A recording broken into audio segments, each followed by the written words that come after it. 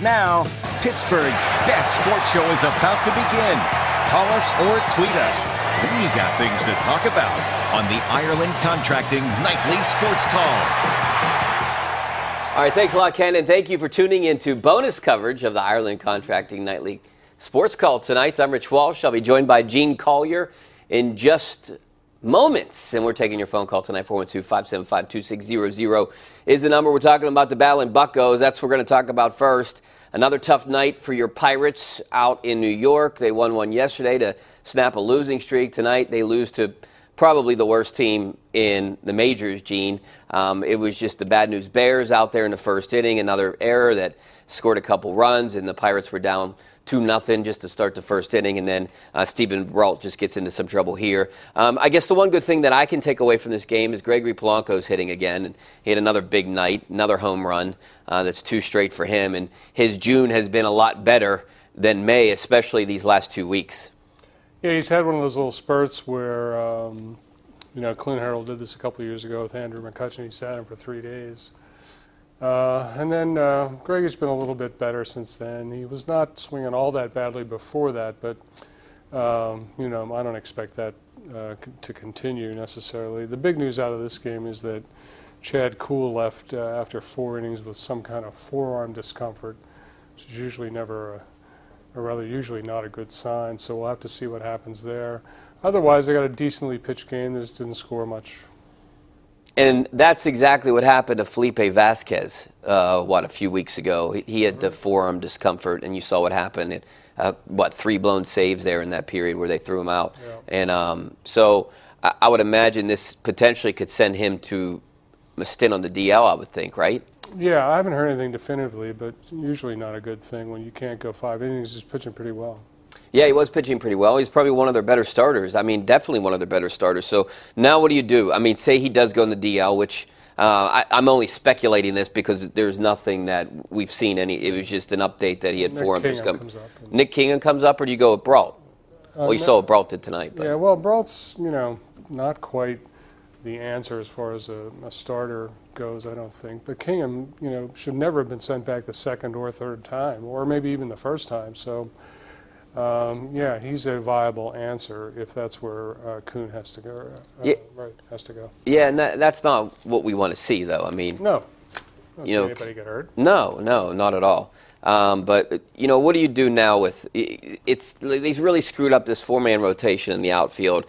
Meadows was hot, and they benched him for Polanco, trying to heat him up. Now he's hot right now. Meadows is kind of cooled off. He's still batting over 300. I know what the Pirates would do. Probably sit both of them and start Sean Rod. But I mean, Dickerson had a hit here late in the game. I mean, it seems like they put Meadows in for Dickerson. I just don't like this 4 outfield rotation. Do you think this is what's going to happen all year, or do you think they're going to try to move one of these guys? I think this is going to be the way it is the rest of the year, so long as no one takes those positions and nails them down, and no one has. I mean, Marte has to an extent, but every other position, including Meadows, who's starting to cool off a little bit now, hasn't played really consistently enough to keep the job. But I don't even know if the Pirates or Hurdle would give them an opportunity to nail the position down. That's what worries me. Other than Dickerson, I think Dickerson kind of solidified left field still. Marte, but I don't know if either one can really solidify the position. Maybe Polanco more so than Meadows. Well, here's the thing with Polanco. He has 11 homers. That's not a lot of homers, but it's the most on the team. Dickerson has not had a homer since May 4th, and he's playing a corner outfield position. You can't play there forever playing like that. Yeah, and Polanco has probably I think his OPS is up there with Meadows, and I don't know who else has. Sure. I think he has a top 3 OPS, and it's definitely the top OPS on the team in the last month. And, that's pretty important. His average isn't there, but he gets on base. I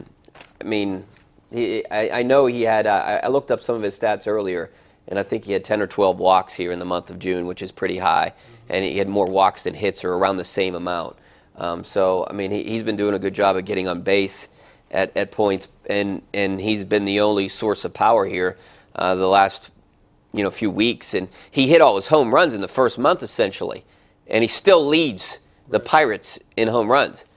Yeah, partly because Cervelli's gone on the DL, but Cervelli's not going to hit 20 home runs or drive in 90 runs. I mean, that was not going to happen anyway, but we'll see how if he can pick up where he left off when he gets back. But isn't that the frustrating part when you look at someone like a Josh Bell, where you thought this guy was going to be your home run hitter? Well, you know, that's baseball. I mean, you know, it's not like some other sports, you know, the NBA, for example. Your top NBA players are going to be top players year in and year out. Baseball is much more challenging than that. You know, no matter how good a player you are, you can have a down year. Yeah, you're right about that.